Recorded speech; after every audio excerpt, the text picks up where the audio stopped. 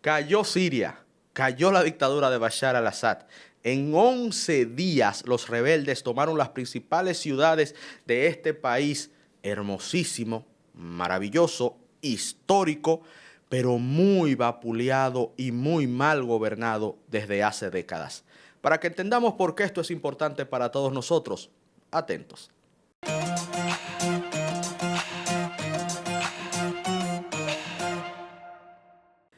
Como les decía, el dictador Bashar al-Assad fue destituido en apenas 11 días, pero esto es parte de una guerra que tiene ya 13 años a raíz del inicio de la primavera árabe, que fueron grandes movimientos a lo largo y ancho de todo el mundo árabe que dieron al traste con dictaduras que tenían décadas dirigiendo los destinos de gran parte del pueblo que sigue las enseñanzas del profeta Mahomet.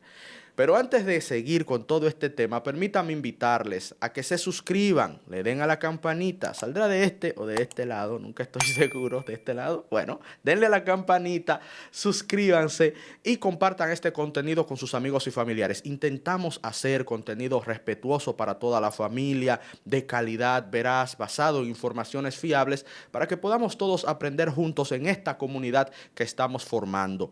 Compartan el contenido de este canal, Ernesto Jiménez, el Gurú, y por favor suscríbanse y apóyennos con los likes porque esto ayuda a que YouTube nos recomiende para que otros amigos y amigas puedan también acceder al contenido que estamos preparando. Pero bien, vamos al mambo. El asunto es el siguiente. Oriente Medio pareciera ser una región que siempre está en guerra.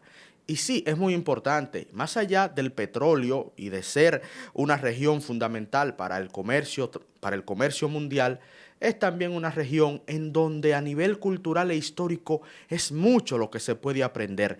Y es triste ver cómo esta región, que repito, vive permanentemente en guerra, da escenarios tan lamentables como el que hemos visto en los últimos días. Y lo lamentable no es que hayan destronado a un dictador. Lo lamentable es que justamente haya sido necesario llegar a esta situación. Algo que es importante que entendamos es que Siria es un país muy pobre.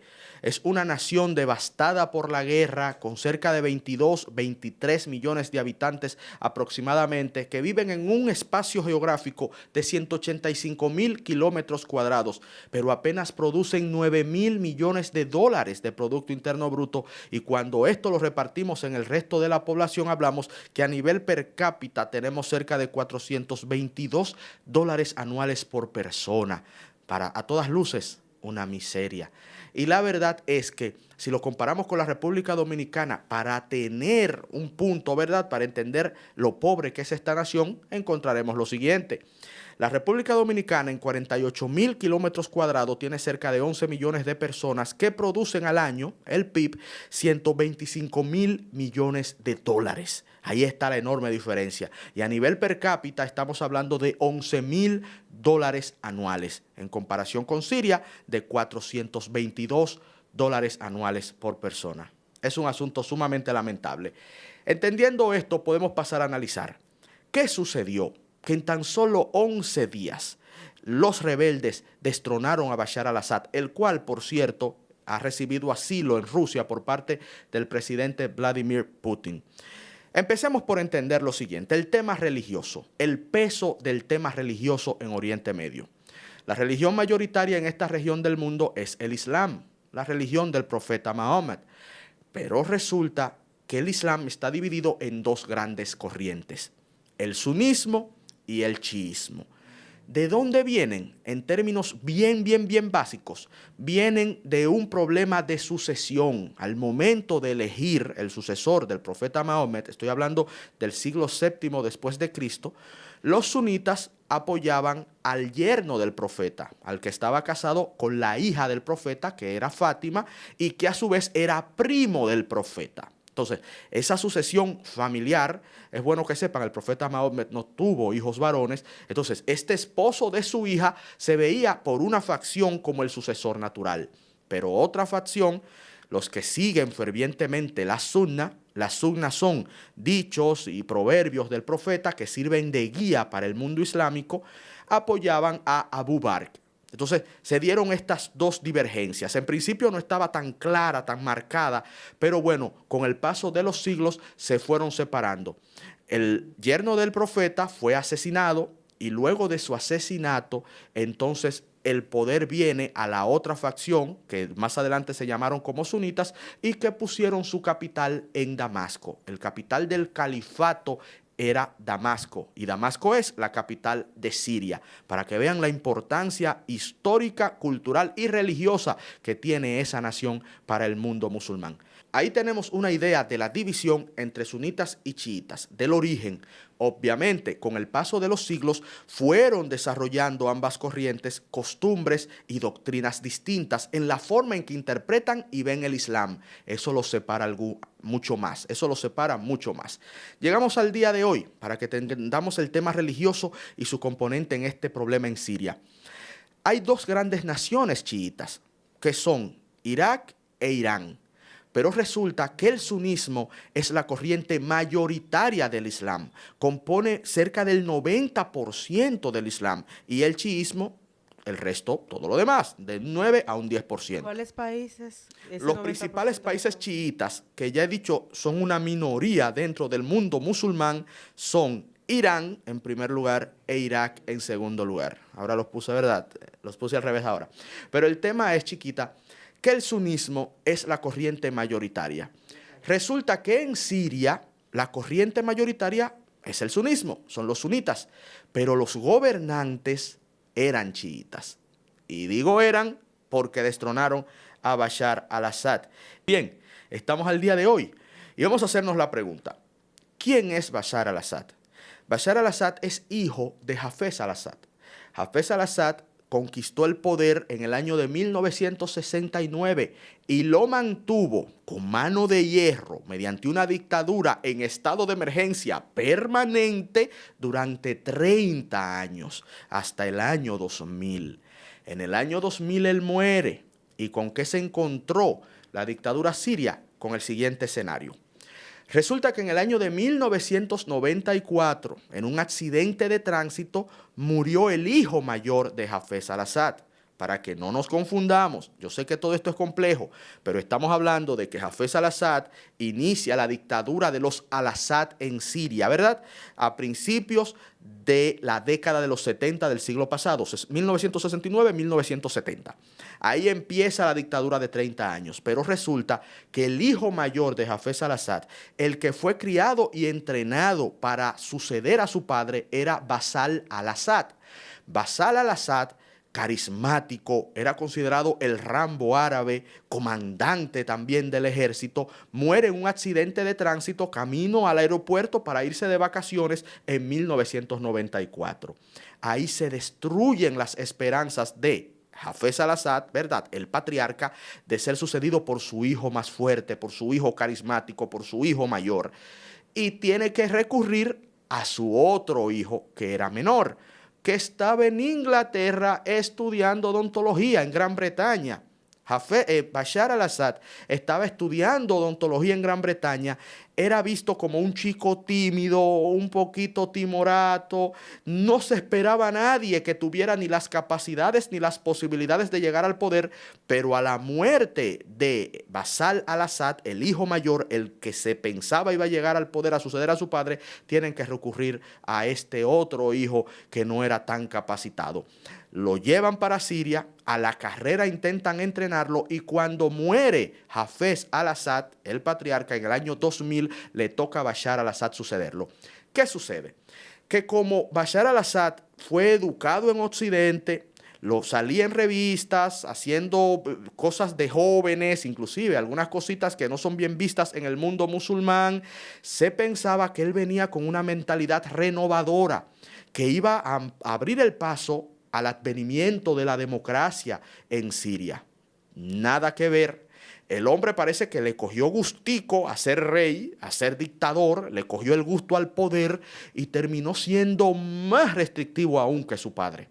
Y cuando inicia la primavera árabe, por allí por el año 2011, y que inician las grandes protestas en Siria, que empezaron siendo pacíficas, la respuesta de Bashar al-Assad fue masacrar al pueblo sirio en las calles. Lanzó el ejército a las calles, reprimió de forma brutal y asesina esas protestas y por eso luego fue considerado como el carnicero de Damasco. El tema con Bashar al-Assad, además de la represión, de ser un gobernante en realidad inepto, hay que decirlo de esa manera también, aunque suene duro, el tema religioso es fundamental y el tema de los apoyos geopolíticos que vamos a tratar a continuación. Pero terminemos con lo religioso. Bashar al-Assad y su padre, Hafez al-Assad, pertenecen a una corriente del Islam que son los alauitas. Los alauitas son a su vez una subdivisión de los chiitas que son minoría en el mundo árabe y también minoría en Siria. Entonces ustedes tenían en Siria a una casta privilegiada minoritaria a nivel de religión, pero era la que controlaba y tenía todas las ventajas en un país mayoritariamente sunita. Ahí empiezan los problemas, ¿verdad que sí? Ok, a eso súmenle lo siguiente. A nivel geopolítico, su fuente de apoyo era Rusia e Irán. Irán, ya habíamos comentado en este video, es la principal nación chiita del mundo islámico. Irán apoyaba a Bashar al-Assad, pero también apoyaba a las milicias de Hezbollah, una organización terrorista que está al sur del Líbano y en este momento está en guerra con Israel. Ese punto es muy importante. Pero resulta que en todo este componente geopolítico, porque Siria hay que entenderlo como un estado pivote, en geopolítica se considera un estado pivote, un estado que por su posición geográfica está en un punto en donde las grandes potencias lo necesitan para temas comerciales y para temas políticos. Entonces, en este juego geopolítico también incide evidentemente los Estados Unidos de América.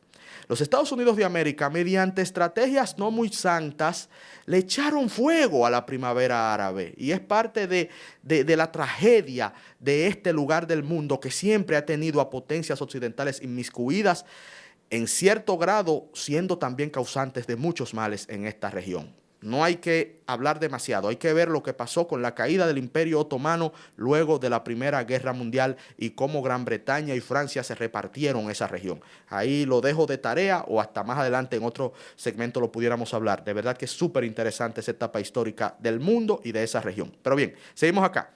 El tema geopolítico. Los Estados Unidos tienen sus intereses, ¿verdad? Estamos hablando ya de la guerra. Por motivos de tiempo vamos a adelantar un poquito más. ¿Cuáles son las facciones? Hemos hablado de Bashar al-Assad y de quienes le apoyan. Ok, hay más facciones. Los fundamentalistas árabes. ¿Ustedes se acuerdan de ISIS?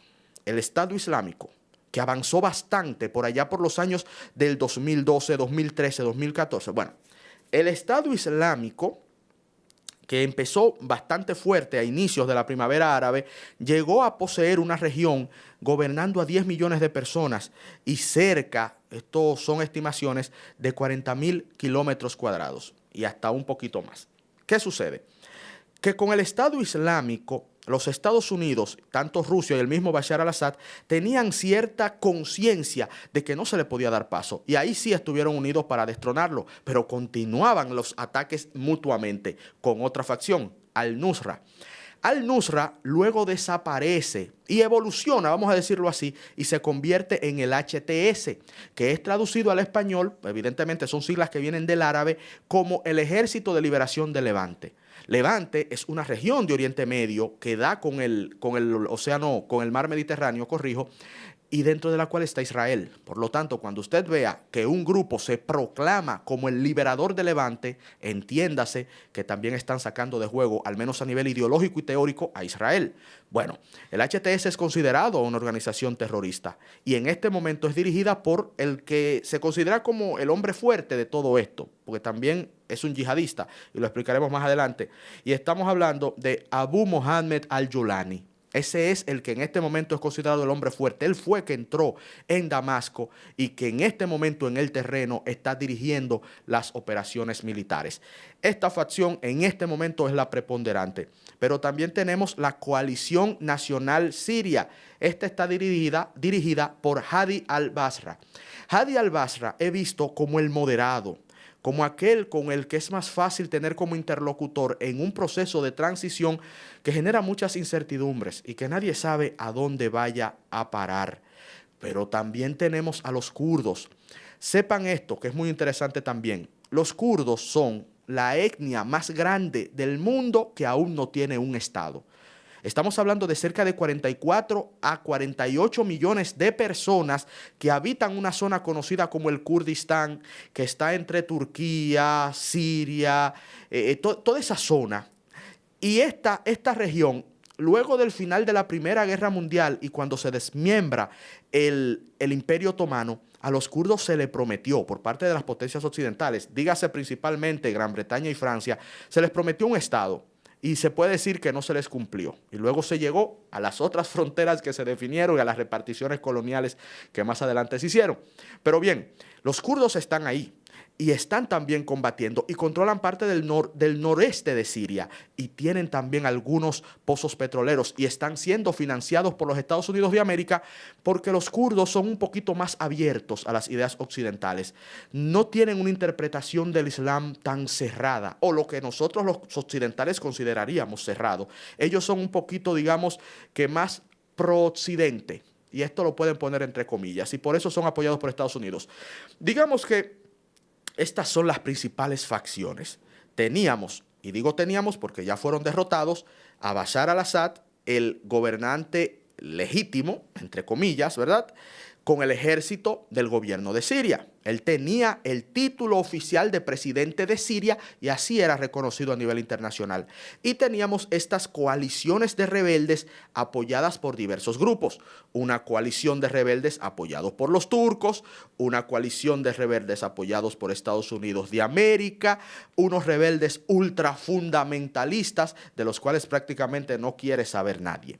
Pero dijimos que el que entra a Damasco es al-Yulani, ¿verdad? Abu Mohammed al-Yulani al frente del HTS.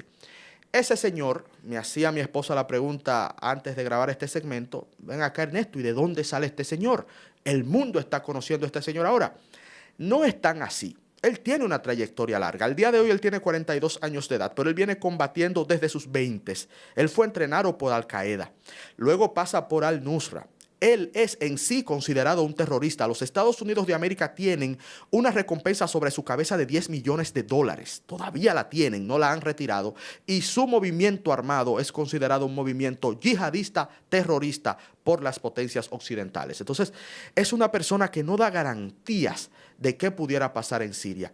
Evidentemente, las respuestas que él ha dado, sobre todo en una entrevista de hace 8 o 10 días, luego de que habían entrado en Alepo en una operación relámpago allá en Siria, él fue entrevistado por CNN y él decía que él ha madurado. Él decía que su visión anterior, incluyendo crímenes terribles del pasado, que todo eso ha cambiado y que él tiene una visión de institucionalidad, de paz y de progreso para Siria. Como dice el dicho popular, del dicho al hecho hay mucho trecho, pero por el momento eso es lo que hay. El interlocutor con las que las potencias occidentales se sienten más cómodos es con Al-Bahr, de la Coalición Nacional Siria. Pero hay que ver cómo estas facciones rebeldes logran ponerse de acuerdo para iniciar una transición que esperemos lleve paz finalmente y cierto grado de institucionalidad a esta nación destrozada por la guerra que empezó ya hace 13 años. Es muy complejo este tema. Hemos intentado de forma rápida abordar y de forma muy básica lo que está sucediendo para que los seguidores de este canal tengan un mayor nivel de entendimiento de asuntos que, aunque están muy lejanos, deben servirnos de lección por un lado y de comprensión de que no vivimos aislados en el mundo. Como decía John Donne, ningún hombre es una isla. Lo que le pasa a los demás seres humanos tiene también que importarnos, porque como somos lo mismo y estamos en un mundo bien vinculados, las tragedias de allá, si no entendemos sus procesos y no aprendemos sus lecciones, tendrán impacto no solo económico por el petróleo, sino también institucional, político y social. Les invitamos siempre, amigos y amigas, a que sigan este canal, a que se suscriban, a que lo compartan con sus amigos y familiares, les digan que tienen aquí la oportunidad de ver contenido de calidad de temas tan interesantes como la economía mundial, la economía dominicana, la política mundial, como en este caso de Siria, ¿no?, las finanzas personales y las finanzas internacionales. Todos estos temas los tratamos aquí con mucho respeto y de forma sencilla y llana para que podamos aprender juntos en esta comunidad que va creciendo. Suscríbanse a Ernesto Jiménez, el gurú, denle a la campanita para que les lleguen las notificaciones y por favor, regálenme ese like porque eso ayuda a que el algoritmo me sugiera a otros canales y a otros ciudadanos y así también poder hacer crecer esta comunidad de economía, política, geopolítica y finanzas. Gracias por haber llegado hasta acá y que Dios nuestro Señor les bendiga siempre.